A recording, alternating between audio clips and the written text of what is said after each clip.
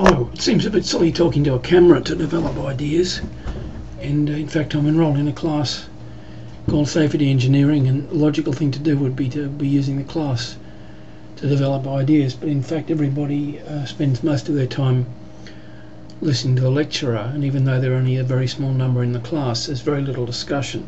So I don't like dominating the student talk by speaking a lot.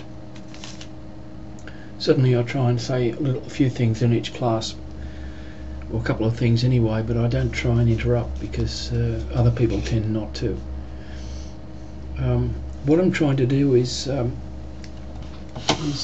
think I may as well stay in the subject, because I've now completed 3 out of 5 assignments, which means that I've probably got 40 out of 50 already, so probably only have to carry on, and it would seem quite unlikely that I would fail both the written exam. If I only get 5 out of 40 in the written exam and 5 out of 10 and 5 out of 10 for the next assignment, or 5 out of 15 for the next assignment, even with those marks I've got a chance of passing the subject. So I think it's worthwhile staying on just for the experience of doing it. One thing that induces me to stay on is that I pulled out of courses before, which in hindsight I regret doing. Pulled out of a couple of linguistics courses 28 years ago or more because I was too busy at work. But in fact I could have stayed on and passed them with a minimal amount of extra work, and it would have given me extra career options if I'd actually completed the courses. I could have easily, I would have had the confidence to go on and probably do a master's in that area. Instead, it's taken me 20 years to get back on my feet. What I'm trying to think about is simply that I can use the safety course and look at the general ways that some people understand the topic in terms of things like possible world theory, Kripke models. I can look at as much generality as I want to. I can look at abstract mathematical models of computation, kinds of formal methods. And therefore, if I want to, I can use the next month as a perfect opportunity to look at some aspect of formal methods that I'm interested in. And let me just very quickly try and think of one. Moss's had a semantic implementation system, and I think I was reading the other day that it's actually available, implemented in, of all things, BCPL.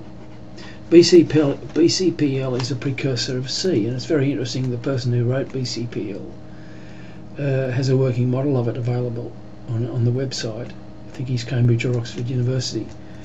And I haven't been able to get a copy of the SIS system itself, but I must have another look. I'm so interested in it that even if it's one of these ghastly formats that I don't know to handle from within Windows, such as GZ, even if it's in a funny format like that, I'm so interested in the concept that I would be willing to put in the investigatory work to work out how to get at that file and analyse it. What's interesting about SIS, or what's interesting about it, is that when I was doing a programming semantics course in 1981, we were talking about the Moss's implementation, but we didn't have it. And the lecturer was talking about us writing interpreters for denotational semantics in Lisp. He was talking about it, but I don't actually believe we did anything like that in the class. I think that was a little bit beyond what he actually did in the class.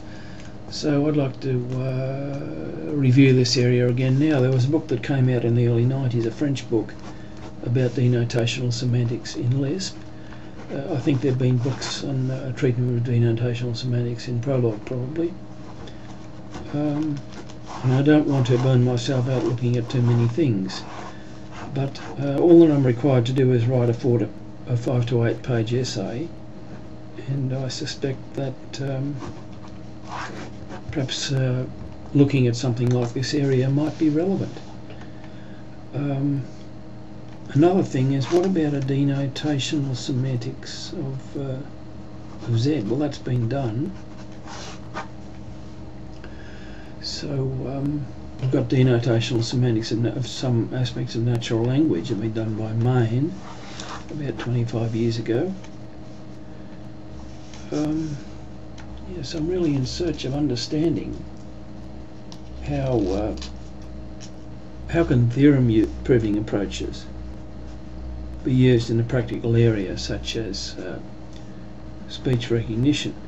Well, in fact, I think it was Woods who wrote an article on paper on that many years ago, probably nearly 30 years ago. I think he was explaining approaches.